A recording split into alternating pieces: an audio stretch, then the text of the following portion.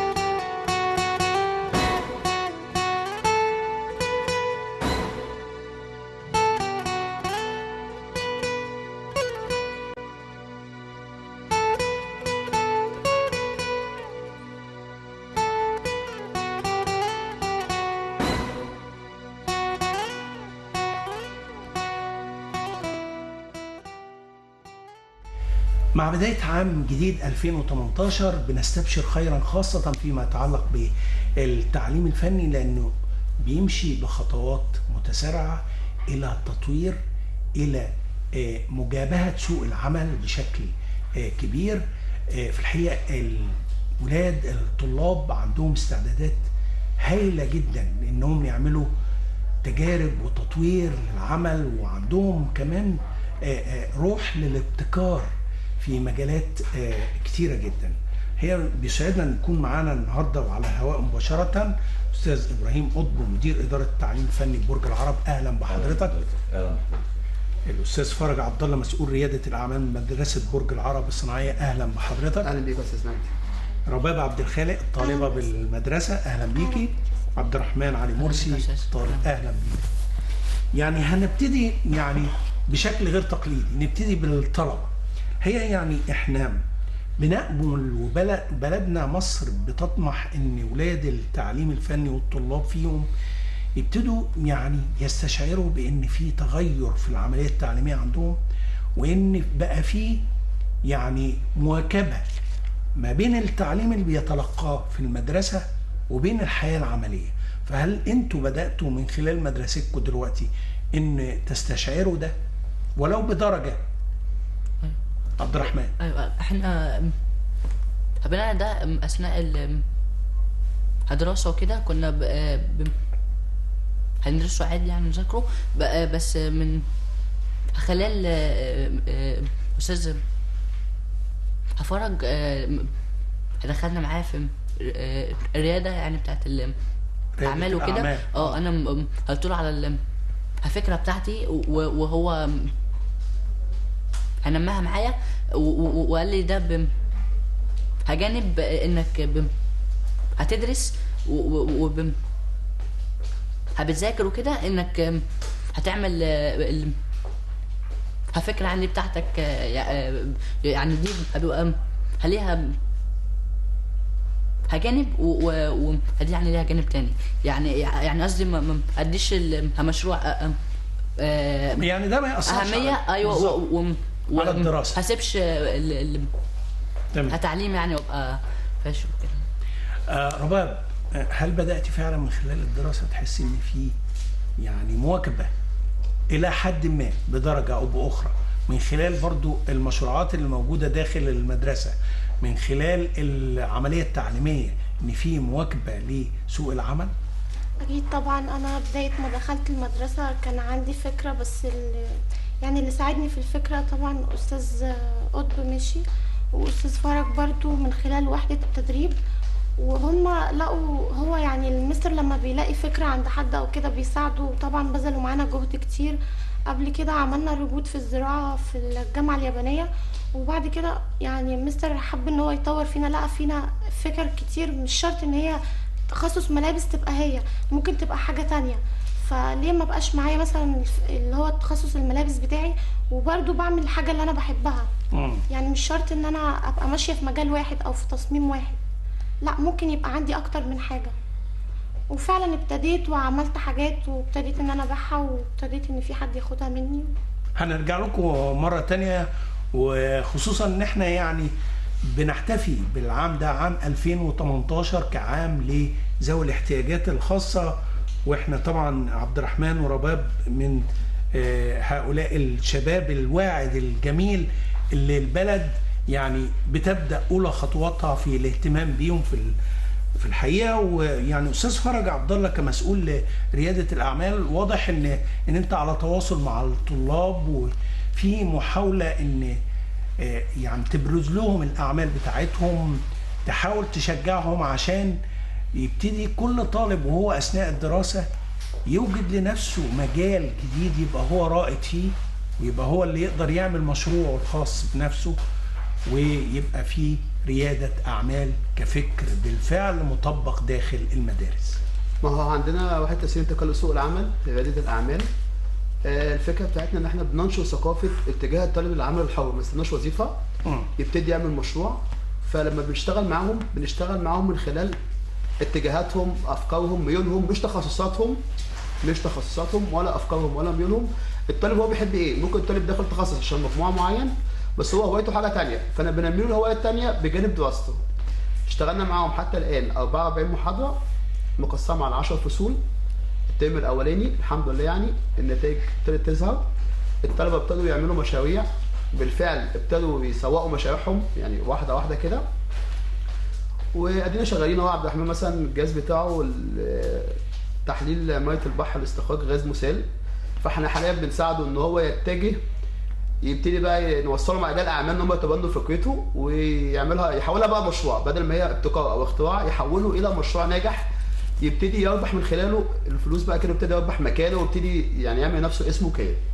يعني مشروع زي مشروع عبد الرحمن، هل بتجيبوا له مثلا حد من اساتذه كليه الهندسه، من الناس اللي يعني مهتمه بالمجال التجارب بتاعته، بحيث ان هو يديله بعض المحاضرات ويحاول يعني يحسن من الفكرة بتاعته أو يفعلها بشكل أو بآخر، ولا أنتوا المسألة يعني بتقتصر على أن أنتوا بتحاولوا تجيبوا له حد يتبنى الفكرة مباشرة؟ لا، احنا بالنسبة لنا بيجيب له مثلا، أنا بنزل لهم بعض الفيديوهات بيبتدي يتعامل معاها في التوجيهات الفنية عندنا كلها. ما بتتأخرش علينا كواحد تسهيل انتقال سوق العمل ريادة الأعمال. لما نطلب اي حاجه من اي موجه ما بتاخرش عليا، بيجي بيديني الدعم بتاعه، بيديني الفكر بتاعه، بيقعد مع الطالب بيناقشه والكلام دوت، وبيظبط له الحاجه بتاعته يعني. استاذ ابراهيم قطب، بصفتك مدير اداره التعليم الفني ببرج العرب، يعني برج العرب فيها ميزه، المصانع قريبه عندكم دلوقتي، عدد مناطق صناعيه قارب على 5 تقريبا، 5 مناطق، 4 وبنشغل 5 بالظبط، شغالين في الخامس.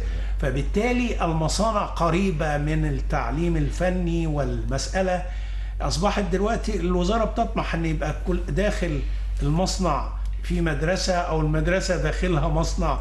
الفكر اصبح قريب، وبالتالي هنا هل وجودكم في برج العرب بيسهل المأموريه؟ احنا عندنا ميزه في برج العرب مش متوفره كتير زي ما حضرتك قلت. احنا عندنا التعليم الفني داخل المصانع او جنب المصانع في برج العرب. عندنا كتير جدا من المصانع، وبتشمل التعليم الزراعي والتعليم الصناعي. التعليم الزراعي ده مش موجود في اسكندريه غير في اداره المنتزه واداره برج العرب. فبقى عندي مصانع مواد غذائيه بتدرب فيها الطلبه الصناعات الغذائيه واللحوم والدواجن والحاجات دي، والتعليم الصناعي طبعا داخل المصانع. وبخصوص مدرسه داخل مصنع حضرتك احنا عملنا يعني بتدربوهم داخل المصانع، بيبقى مثلا لهم يومين في الاسبوع ولا 4 ايام حضرتك؟ لان 4 أيام. عندنا حضرتك التعليم المزدوج اللي هو الناس مش واخد عنه فكره كويس، اللي هو التدريب والتعليم المزدوج اللي كان بيطلق عليه زمان مبارك كور. ايوه. فحضرتك ده لابد الطالب بياخد يومين 2 بس في المدرسه بيدرس المواد الثقافيه والنظريه، ايوه، وبتدرب 4 ايام في المصنع تدريب فعلي حقيقي تحت اشراف التعليم الفني في اداره برج العرب والمديريه بتاعت التربيه والتعليم في اسكندريه. فاحنا بنتابع الحاله ديت عشان يشوف بقى يعني سوق العمل والمكنه على ارض الواقع. الحقيقه رجال مش بعيده عن الواقع. رجال الاعمال ورجال الصناعه برج العرب بيدعمونا كويس جدا، ان هم بيفتحوا لنا المجال لتدريب الطلبه عندهم على كافه الصناعات المختلفه. بمعنى حضرتك انا عندي شركه مثلا مطابع ودي طلبه تتعلم الطباعه عندهم، وهنفتح ان شاء الله السنه الجايه. مش هنذكر طبعا اسماء شركات. طبعا مدرسه داخل مصنع. عندنا طبعا الطلبه بتتدرب في جميع الصناعات المعدنيه والصناعات البلاستيكيه وكل حاجه داخل المصانع، عشان الطالب ياخد فعلا تدريب عملي جيد. واحنا بنقول لهم يعني دول بالنسبه لكم نواه حرفي، وعامل حرفي متعلم عنده علم وعنده تدريب. تمام. انت كراجل اعمال تقدر تستفيد منه تاني. طبعا الدعم الكامل من وحده التدريب في المديريه طبعا تحت قياده السيد الاستاذ مدير عام التعليم الفني فعلا، يعني بصراحه على تواصل تام معاه يوميا بكل ما تم داخل المصانع من تدريب الطلبه. والمديريه ما بتاخرش عننا، واداره برج العرب حقيقه بتدعمنا عشان نطلع في الاخر بطالب متدرب تدريب عملي حقيقي، مش ادرس دراسه نظريه وخلاص لا تفيد السوق شيء. بالظبط. عبد الرحمن، مرة تانية أنا عايزك تشرح لي التجربة اللي أنت يعني نجحت فيها، وعايز تبتدي يعني تستشعر بأن في حد بيهتم بهذه التجربة، عشان برضو فرصة وإحنا من خلال تلفزيوننا قناة اسكندرية تعرض هذه الفكرة، وقد تجد يعني من يدعمها. ان شاء الله. انا مشروعي اسمه يعني فكرته هبستخرج عقود من حماء البحر. تمام. حماية بحر يعني، او سواء يعني اي ميه تبقى H2O. انا هبفصل الاكسجين وال هيدروجين يعني عن الميه، هستخدمهم كغاز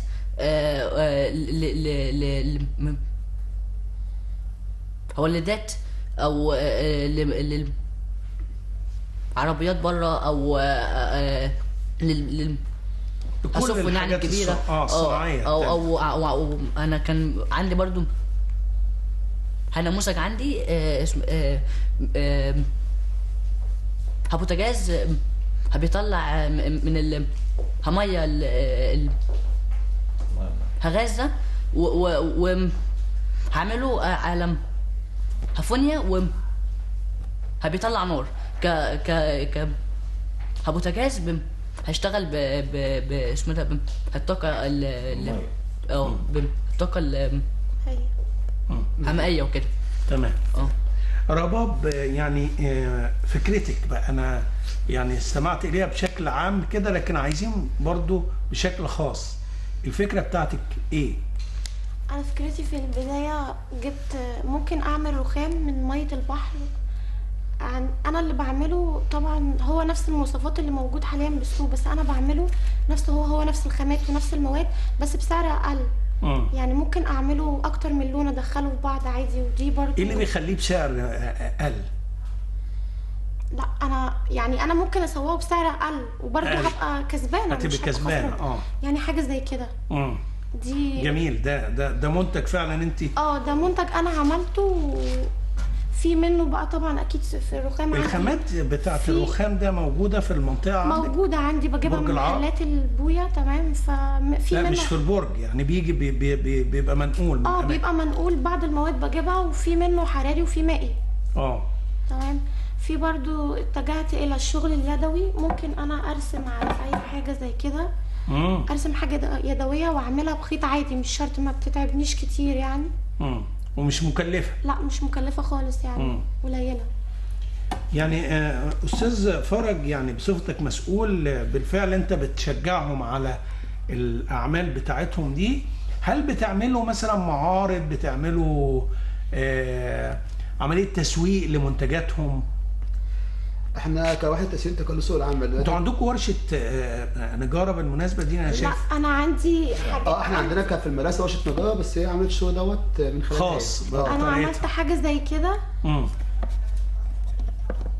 زي درج كده ثواني. دي حاجه يعني في حاجه ديكوريشن كده بسيط. تمام. فكره جميله.